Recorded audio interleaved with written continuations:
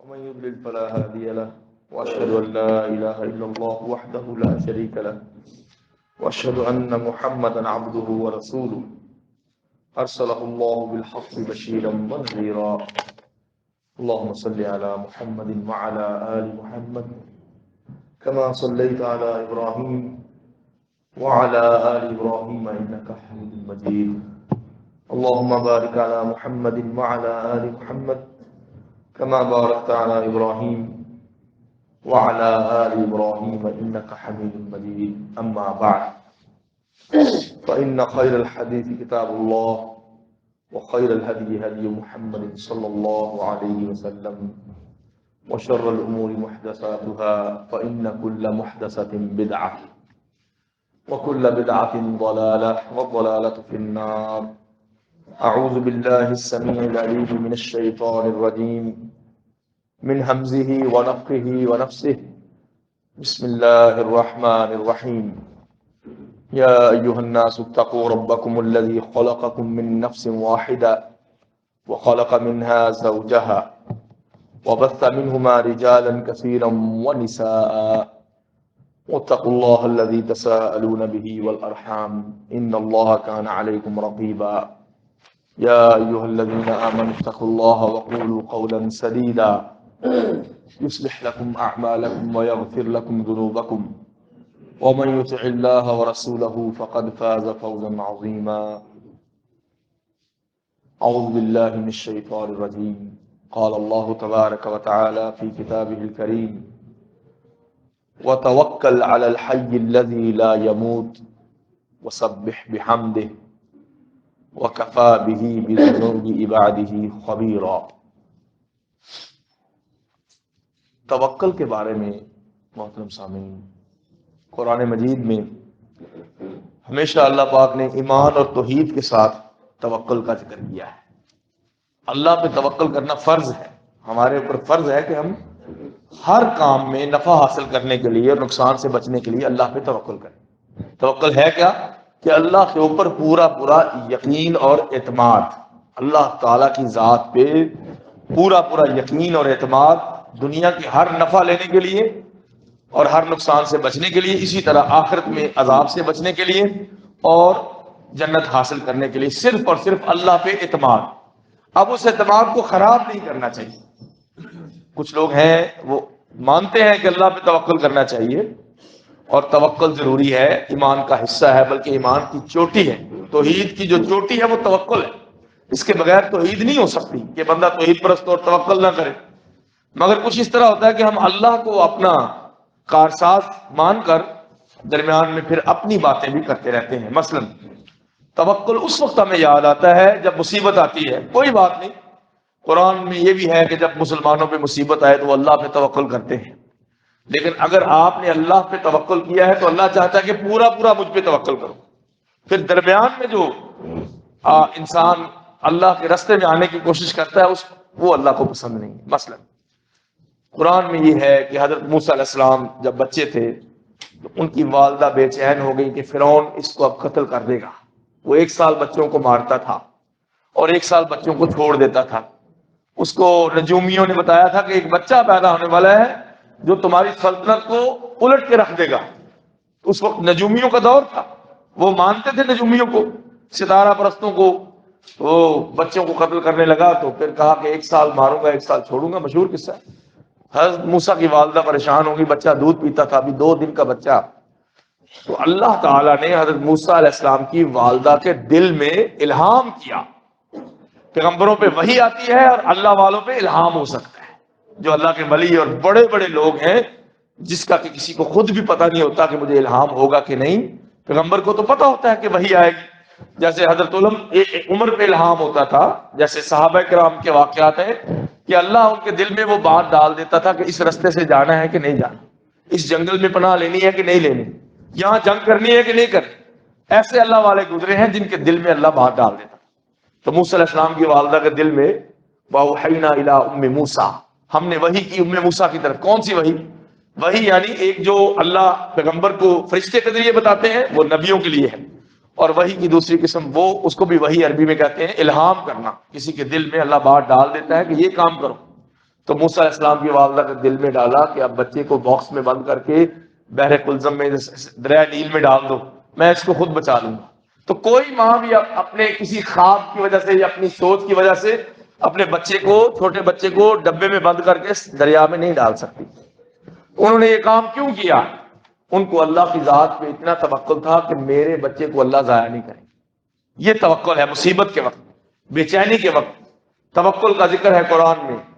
پھر انہوں نے کہا کہ اپنی بیٹی سے کہا کہ ساتھ ساتھ چلو دریا نیل کے، جہاں تک تمہاری نظر پہنچتی ہے دیکھتی جاؤ کہ یہ ڈبہ جو میں نے دریا نیل میں رکھا ہے اس میں موسیٰ علیہ السلام ہے، یہ کس طرف جاتا ہے؟ فَقُصِّهِ فَبَصُرَتْ بِهِ عَنْ جُنُبٍ، تو کنکھیوں سے دیکھنا، سر عام سامنے نہ دیکھنا کہ فرعون کے جو گماشتے پھر رہے ہیں وہ سمجھیں گے کہ اس میں کوئی چیز ہے شک والی۔ لہذا یہ جو سورسز ہیں، وسائل، ذرائع، سورسز، اپنی ساری قوتیں استعمال کرنا اور اس کے بعد اللہ پہ توکل کرنا، یہ اس کا صحیح مطلب ہے۔ ایک بندہ گھر میں بیٹھ جائے اور کہے کہ سارا رزق اللہ کے ذمے ہے اور میرا رزق مجھے ملے گا، چڑیوں کو ملتا ہے، کبوتروں کو، خنزیروں کو بھی اللہ کھلاتا ہے، میں تو انسان ہوں، مسلمان ہوں، کتے اور بلیوں کو بھی کھلاتا ہے، جانوروں کو دیتا ہے، وہ تو کہیں کمانے بھی نہیں جاتے۔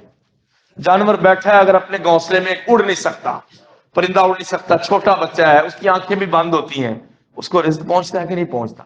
تو میں تو اشرف المخلوقات ہوں، مجھ سے تو اللہ نے پیار کیا ہے، میرے چہرے کو اپنے ہاتھوں سے بنایا ہے، اسی لیے چہرے پہ مارنا نہیں چاہیے کہ چہرے کو اللہ نے اپنے ہاتھوں سے بنایا ہے، اور مجھے کہا کہ شیطان سے، فرشتوں سے کہا کہ سجدہ کرو آدم علیہ السلام کو، سارا کچھ میرے لیے ہے، تو مجھے بھی تو گھر میں رزق مل سکتا ہے۔ یہ ذہن میں باتیں آتی ہیں۔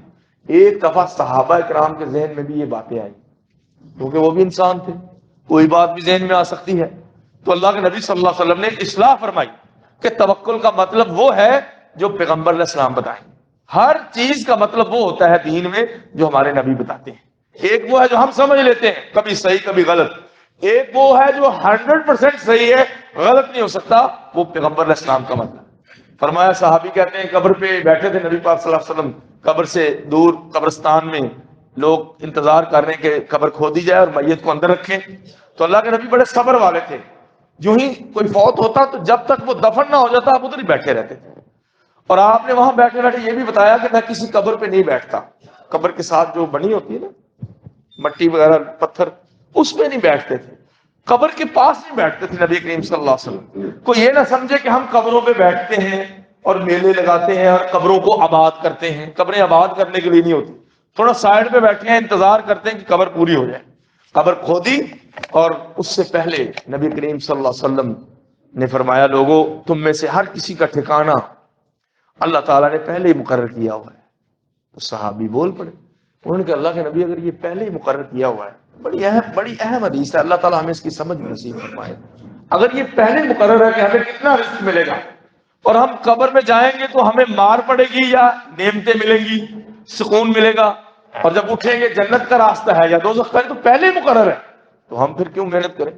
اذا نتقل، ہاتھ پاؤں بند کر کے ہم بیٹھ جاتے ہیں۔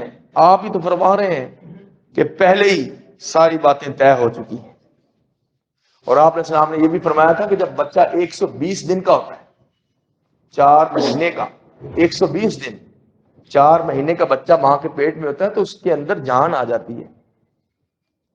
جب اس کے اندر جان آ جاتی ہے تو اس کو مارنا قتل کرنے کے برابر ہے۔ یہ ذہن میں رکھیں کہ جب ایک بچے کے اندر جان آ جاتی ہے پیٹ میں، تو اس کو جو ڈاکٹر کسی نرس کے پاس کوئی کہے کہ میری غلطی ہو گئی، میں نے بدکاری کی اور بچہ میرے پیٹ میں ہے، تو آپ کو پتا اس کو مارنا بھی قتل کے برابر ہے۔ یہ خاموش چیخ ہے، جب آپ اس کو مارتے ہیں، غلطی ہو گئی بھی، دنیا میں ہو جاتی ہیں غلطیاں، آپ برداشت کرو، ہمت رکھو، اخلاقی جرت نہیں ہے آپ لوگوں میں۔ اگر کسی سے، اللہ سب کو بدکاری سے محفوظ رکھا، اگر غلطی ہو گئی تو دوسری غلطی ہے زنا سے بھی بڑی غلطی، کسی معصوم کو قتل کرنا۔ تو اللہ کے نبی صلی اللہ علیہ وسلم نے فرمایا کہ جو جان دنیا میں آئے گی وہ آ کے رہے گی، کوئی اس کو روک نہیں سکتا۔ حلال طریقے سے اس کو دنیا میں لاؤ، حلال طریقے کے بڑے راستے، 4 شادیاں کر لو، لیکن حرام نہ کرو۔ اسی لیے کہا کہ زیادہ کر لو کہ تم حرام سے بچو۔ اللہ چاہتے ہیں کہ تم دوزخ میں نہ جاؤ، اور پیغمبر علیہ السلام رحمۃ اللہ عالمین وہ بھی چاہتے ہیں کہ تم دوزخ میں نہ جاؤ۔ 4 شادیاں کر لو، 4۔ لیکن زنا کرنے کی کیا ضرورت؟ انسان کتنا طاقتور ہوتا ہے، 4 گھر بنا لے، بدکاری نہ کرے، اس لیے کہ اس کے 3 نقصان ہوں گے. ایک، اس کے رزق میں کمی آئے گی اور لوگوں سے وہ سوال کرے گا، اللہ کے نبی کو یہ پسند نہیں ہے. دوسرا، اس کے چہرے پہ نحوست اور پھٹکار پڑے گی. مومن کے چہرے پہ نور ہوتا ہے اور زانی کے چہرے پہ نحوست ہوتی ہے. اور تیسرا، اللہ اور اس کے رسول کی لعنت کا مرتکب ہو جائے گا. پیغمبر علیہ السلام تو کسی جانور پہ بھی لعنت کو پسند نہیں کرتے تھے. کیا ہم چاہتے ہیں کہ ہمارے بچے ایسے ہو جائیں؟ تو جوان بچے بچیوں کی شادیاں کرو، ان کو اپنے گھروں میں بھیجو. کوئی سٹینڈرڈ نہیں ہے سوائے دین اور اخلاق کے. جب تمہارے پاس کوئی رشتہ آئے اور اس کا دین اچھا ہو اور اس کی اخلاقی عادتیں اچھی ہوں تو اپنی بچی اور بچے کو بیاہ دو. اگر تم نے یہ نہ کیا، یکن فتنۃ تکن فتنۃ فی الارض وفساد عریض، تو دنیا میں بہت بڑا فتنہ ہوگا اور فساد ہوگا. یہ صحیح مسلم کی حدیث ہے، نبی پاک صلی اللہ علیہ وسلم کی حدیث ہے. کوئی سٹینڈرڈ نہ دیکھو بچہ کتنا پڑھا ہے، بچی کتنی پڑھی ہے. تمہیں پسند ہے، بچی سے پوچھ لو، اس کو بھی پسند ہے. لڑکے سے پوچھ لو، وہ لڑکی پسند ہے، فوٹو وغیرہ جو بھی دکھانا ہے آمنے سامنے کرنا ہے یہ جائز ہے، اس کے گھر لے جاؤ، ان کو اپنے گھر بلا لو. پسند ہے تو اس کے علاوہ کوئی سٹینڈرڈ نہیں ہے شادی کرنے کا کہ ایک آپ دین دیکھیں، دوسری اس گھر والوں کی عادتیں دیکھیں. دونوں چیزیں پسند ہیں، امیر ہے یا غریب، اس کا فرق اللہ کے پیغمبر علیہ الصلوۃ والسلام نے نہیں کیا. تو کہنے کا مقصد یہ تھا کہ بدکاری سے اگر بچانا ہے اپنے بچوں کو تو جوان ہو جائے تو ان کی شادیاں کر دو. اللہ تعالیٰ ہمیں اس کے عمل کی توفیق دے. یہ سیدھا راستہ ہے. شریعت نے جب حرام سے منع کیا ہے تو حلال کے راستے چھوڑے. اور میں نے یہ ذکر اس لیے کیا کہ شادی کرتے ہوئے ہر ماں باپ آج کل کہتے ہیں پکے نمازی ہوتے ہیں، جمعہ پڑھتے ہیں، نمازیں پڑھتی ہیں خاتون، اور تراویح پڑھتی ہے، قرآن کی کلاس بھی لیتی ہے، ترجمہ قرآن بھی پڑھتی ہے، اور اپنے بیٹے سے کہتی ہے کہ جب تک تم اپنے پاؤں پہ کھڑے نہیں ہو جاتے میں تمہاری شادی نہیں کر سکتی. سوچیں ذرا، قرآن میں کہیں لکھا ہے کہ بیٹا پاؤں پہ کھڑا ہو جائے تو اس کی شادی کرو؟ حضرت علی پاؤں پہ کھڑے ہو گئے تھے. حضرت علی کے پاس تو گھر بھی نہیں تھا، حضرت علی کے پاس تو چارپائی بھی نہیں تھی. حضرت علی جیسا داماد دنیا میں کسی کو مل نہیں سکتا. اتنا بہادر کہ ایک ہی بار میں مرہب کے 2 ٹکڑے کر دیے، اور قد ان سے آدھا تھا. مرہب کا قد 7.5 فٹ تھا اور حضرت علی کا تو 5 فٹ بھی نہیں تھا. اور تلوار آپ کے قد کی جیسی لمبی تھی، 4 فٹ کی تو تلوار تھی، اور ایک بار جمپ مار کے مارا ہے تو مرہب کے 2 ٹکڑے کر دیے. اتنے بہادر. اور جب نبی کو سچا کہنے والا کوئی نہیں تھا حضرت ابوبکر اور خدیجہ کے علاوہ، تیسرا بندہ حضرت علی رضی اللہ تعالیٰ. اتنا بڑا مقام ہے. کھانے کے لیے پیسے نہیں ہے، حق مہر دینے کے لیے حق مہر نہیں ہے، اور سونے کے لیے بستر نہیں ہے، اور کائنات میں جو سب سے بڑا شخص ہے محمد رسول اللہ، ان کی پیاری لخت جگر وہ حضرت علی کی بیوی بن گئی. کیا دیکھا نبی پاک نے کہ علی اپنے قدموں پہ کھڑے ہو گئے کہ نہیں؟ ہم کس کو مانتے ہیں؟ ہماری عورتوں کا ایمان جو ہے وہ کس طریقے سے ہے؟ ہماری مائیں اور بہنیں جو ہے وہ کس طرح کہتی ہیں کہ بچہ جو ہے کماتا کچھ نہیں ہے، اور دوسرا بچہ وہ کہتے ہیں کہ یہ بہت اچھی اس کی جاب ہے، نوکری ہے، پیسے ہیں. توکل کا حال دیکھیں ہمارا، قرآن پڑھنے والوں کا، تراویح پڑھنے والے کا، قرآن کلاس پڑھنے والوں کا، تراویح اور لیکچر سننے والے. توکل کا حال ہمارا ہم سب کا یہ ہو گیا ہے کہ وہ کہتی ہیں کہ یہ بچہ ویل آف ہے، اگرچہ نمازی نہیں ہے تو انشاءاللہ ہماری بیٹی نماز پڑھتی ہے، ایک دن اس کو بھی نماز پہ لگا لیں. اور آپ کو پتا ہے کہ یہ توکل کی انتہائی کمزور سطح ہے کہ ہم کسی بے نماز کو اپنی بیٹی دے دیں. ہم نے اس اللہ زندہ و جاوید پہ توکل کیا ہی نہیں کہ جب اللہ کا نبی فرماتے، اللہ کہتا ہے اپنے نبی سے وتوکل علی الحی الذی لا یموت. اے پیغمبر علیہ السلام، کفار آپ کے خلاف ہیں اور سارا مکہ آپ کو شہید کرنا چاہتا ہے. میں آپ کو یہ کہتا ہوں کہ مجھ زندہ پہ توکل کرو، میں ابھی زندہ ہوں، تمہارا کچھ بھی نہیں بگاڑ سکتا، آپ کا کچھ نہیں بگاڑ سکتا. وَإِذْ يَمْكُرُ بِكَ الَّذِينَ كَفَرُوا، قرآن کہتا ہے نبی جب آپ کے خلاف سارے جمع ہو گئے، لِيُثْبِتُوكَ، کہ سارے آپ کو پکڑ کے جیل میں ڈال دیں، او یقتلوک، یا آپ کو شہید کر دیں، او یخرجوک، یا آپ کو مکہ سے بدر کر دیں، باہر نکال دیں، وَيَمْكُرُونَ وَيَمْكُرُ اللَّهُ، یہ سارے مکر کر رہے تھے اور ہم بھی دیکھ رہے تھے، ہماری تدبیر بھی کام کر رہی تھی. واللہ خیر الماکرین، لوگوں کا مکر اللہ کی تدبیر کے سامنے نہیں چل سکتا. لیکن آج ایک عورت کہتی ہے گھر میں اپنے بچے یا بچی کے جوان دیکھ کے کہتی ہے کہ جب تک میرا داماد اچھی تنخواہ والا، اچھے بزنس والا مجھے نہیں ملے گا میں اپنی بیٹی کا گھر تباہ نہیں کر سکتا. تو جن کو ملے ہیں ان سب کے آباد ہو گئے. اللہ تعالیٰ بیٹیوں کے حال پر رحم فرمائے. کئی خاوند ہیں وہ اپنی بیویوں سے زیور مانگتے ہیں، یہ ہمارے ایشیا پورے میں بیماری ہے، اپنی بیویوں سے زیور مانگتے ہیں. توکل کی مثالیں سنیں ذرا، اللہ ہم سب کو اپنے فضل سے غنی فرمائے. بیوی سے کہتے ہیں زیور دے دو. کئی سسر ہیں اپنی بہو سے زیور مانگتے ہیں، اور زیور بیچاری کے پاس پہلے تو ہوتا ہی تھوڑا سا، اگر کسی کے پاس زیادہ ہو تو کہتے ہیں ہم نے بزنس کرنا ہے، اور جب ہم بزنس کریں گے تو یہ آپ کا ہی بزنس ہے، اور اللہ سبحانہ تعالیٰ جانتا ہوتا ہے کہ بندہ کہاں سے بولتا ہے۔ سارے مرد حضرات کے لیے پیغام ہے، میرے اور آپ کے لیے، کہ جب آپ اپنی بیویوں سے کوئی چیز لیتے ہیں تو اس وقت یاد رکھا کریں کہ آپ کو توکل زیور پہ نہیں ہونا چاہیے، اللہ سبحانہ تعالیٰ کی ذات پہ ہونا چاہیے۔ جب آپ نے کسی سے زیور لے لیا، وہ بھی اپنی بیوی سے، اور زیور آپ پہن بھی نہیں سکتے، صرف بیچ سکتے ہیں، تو اس وقت آپ اس سے وعدہ کر رہے ہیں کہ میں تمہیں اتنا زیور واپس کروں گا، بلکہ زیادہ بنا دوں گا، آپ میری تو جان بھی تمہارے لیے حاضر ہے۔ اور حقیقت بات ہے، بندہ اپنی بیوی کی عزت بچانے کے لیے جان بھی تو قربان کر سکتا ہے، اپنی بہن کے لیے، اپنی بیٹی کے لیے، اپنی ماں کے لیے اپنی جان بھی دے سکتا ہے۔ قرآن کہتا ہے، حدیث شریف میں آتا ہے کہ جو اپنے بیوی بچوں کی جان بچاتے ہوئے قتل ہو جائے، شہید ہوگا اور سیدھا جنت میں جائے گا۔ جو اپنا مال بچاتے ہوئے قتل کر دیا جائے، ڈاکو اور چور اس کو مار دے، تو مال کو بچاتے بچاتے اگر وہ مر گیا تو پیغمبر علیہ السلام فرماتے ہیں اس کے خون کے قطرہ گرنے سے پہلے اللہ اس کی بخشش کرے گا۔ شہید ہے وہ جو ڈوب کے مر گیا، جو دیوار کے نیچے آ گیا، جو پانی میں مر گیا، جو پیٹ کی بیماری سے، اور ساتواں جو وہ عورت جو بچہ پیدا کرتے ہوئے مر گئی، وہ بھی شہید ہے۔ اللہ ان مصیبتوں سے بھی ہمیں بچائے۔ یہ شہادتیں ہم مانگ نہیں سکتے، وہ شہادت جو مانگ سکتے ہیں وہ فی سبیل اللہ ہے۔ اپنی بیوی سے زیور مانگا اور کہا کہ میں واپس کر دوں گا، اور پھر کبھی واپس نہیں کیا، تو توکل کہاں پہ ہے؟ دھوکہ کس کو دے رہے ہیں؟ اس اللہ کو جو سیاہ رات میں چیونٹی کی آواز بھی سن لیتا ہے، اس کو جو تمہاری آنکھیں بند ہو جائیں تو اس کی آنکھیں بند نہیں ہوتی۔ لا تأخذہ سنۃ ولا نوم۔ اپنی بیٹیوں سے اس لیے سائن کرواتے ہیں کہ میں بعد میں آپ کو پلاٹ بنا دوں گا، ابھی تمہارے بھائیوں کو بزنس کی ضرورت ہے، اپنا حصہ چھوڑ دو، اور دل میں یہ ہے کہ میرا حصہ تو میرے داماد کے گھر میں چلا جائے گا۔ جب اللہ نے اس کو حصہ دیا ہے تو آپ کا توکل کہاں پہ گیا ہے؟ توکل نمازیں پڑھنے کا نام نہیں ہے، توکل بہت زیادہ قرآن کی تلاوت کا نام نہیں، توکل داڑیاں رکھنے کا نام نہیں ہے، ساری چیزیں ضروری ہیں۔ توکل اس عمل کا نام ہے جو آپ کے دل کے اندر ہے، اس نیت کا نام ہے کہ جو نیت آپ کر رہے ہیں لوگوں کو معلوم نہیں ہے لیکن عرش کے مالک کو سب پتہ ہے۔ اور قرآن کہتا ہے کہ میرے نبی صلی اللہ علیہ وسلم فَإِذَا عَزَمْتَ فَتَوَكَّلْ عَلَى اللَّهِ، کہ جب آپ کسی چیز کا ارادہ کر لیں، یہ بزنس کرنے والے لوگوں کے لیے اللہ تعالیٰ سب کے بزنس میں برکت دے۔ یہ جو بزنس کرتے ہیں بیچارے غریب لوگ، نئے نئے بزنس کرتے ہیں لیکن ان کا بزنس چلتا نہیں، تو ان کے لیے قرآن کیا کہتا ہے؟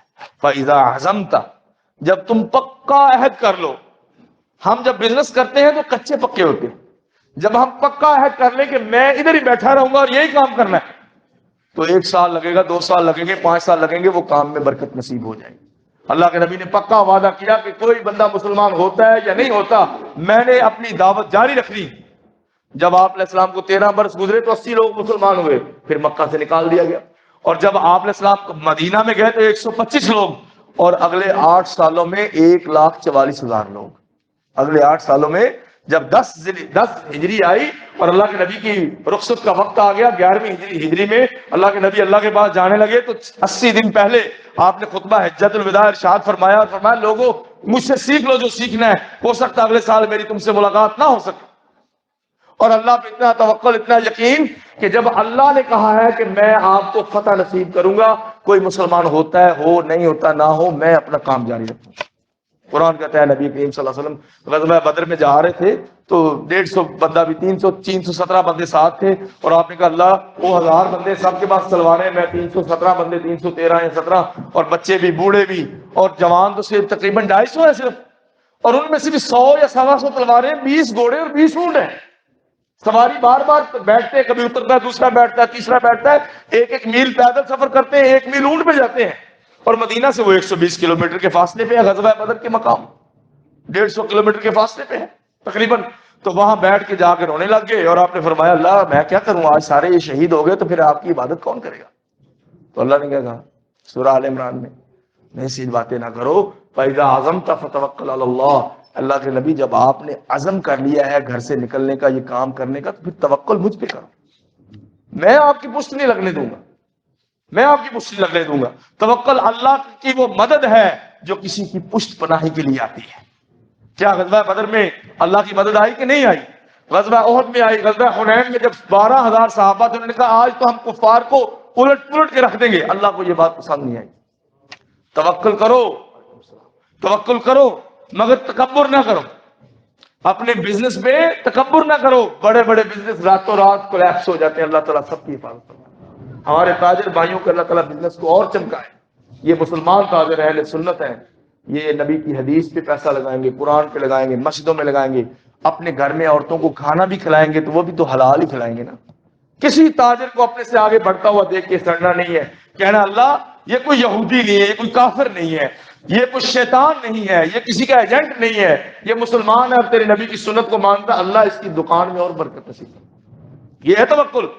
آپ علیہ السلام کے صحابہ میں سے کسی نے کہا، صحابہ تو انسان تھے، کہ آج تو کافروں کو چھوڑے نہیں، غزوہ بدر میں تو ہم 350 تھے، یہاں تو ہم 12,000 ہیں، اور وہ تو 4,000 ہیں کافر، آج تو ان کو اینٹ بجا دیں گے۔ اللہ نے کہا نہیں، جب تھوڑے ہو تو پھر بھی میرے پہ یقین رکھو، اور زیادہ ہو تو پھر بھی قوت بازو پہ نہیں بلکہ میرے پہ یقین رکھو۔ کیا ہے قوت بازو؟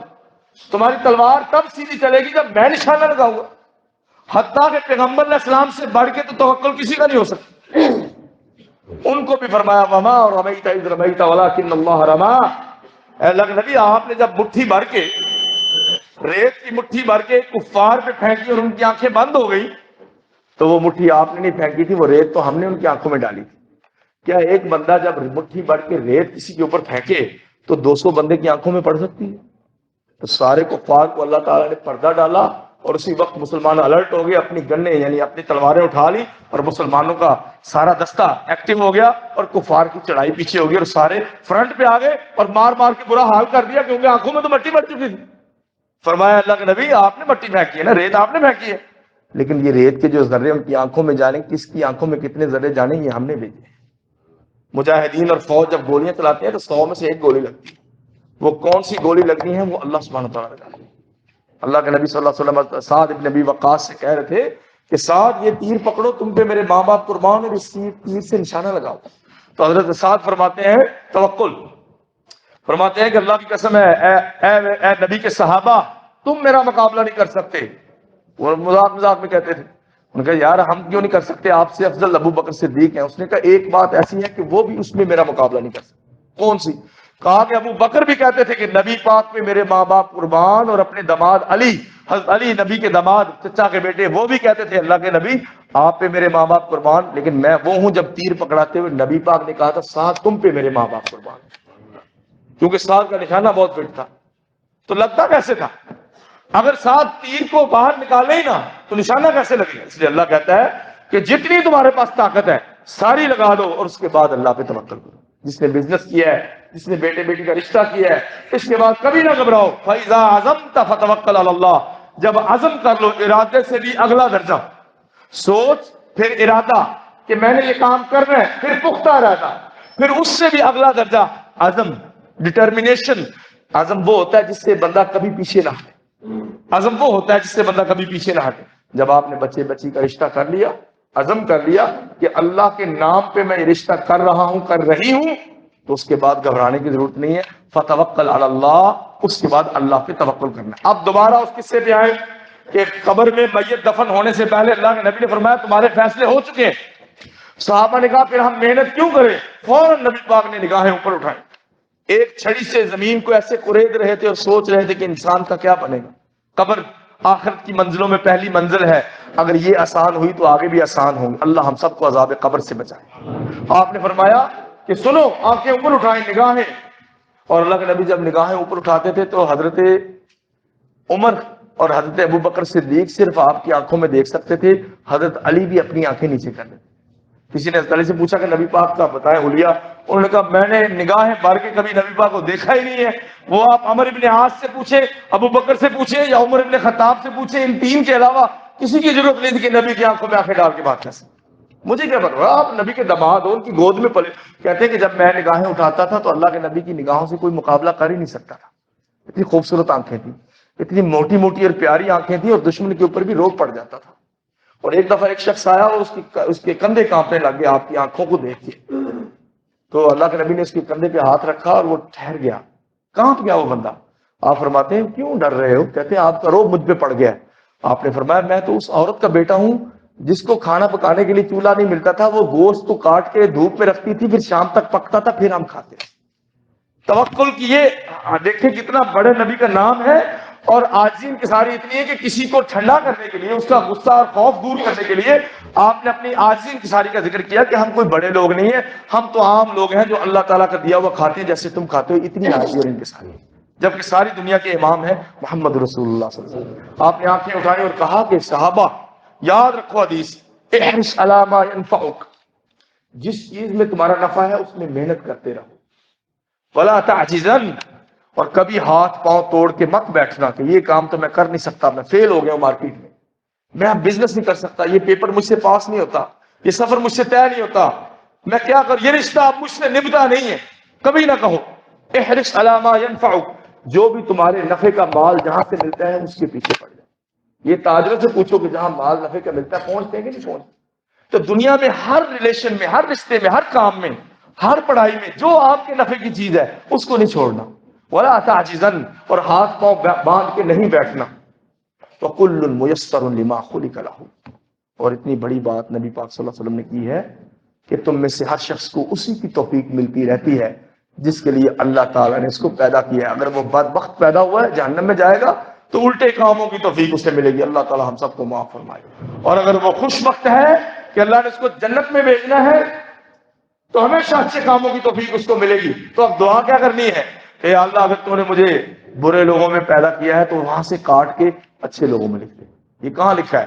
یہ قرآن میں ہے، سورۃ الرعد میں، کہ یمحو اللہ ما یشاء ویثبت وعندہ ام الکتاب، اللہ جو چاہے مٹا دیتا ہے اپنی تقدیر میں سے۔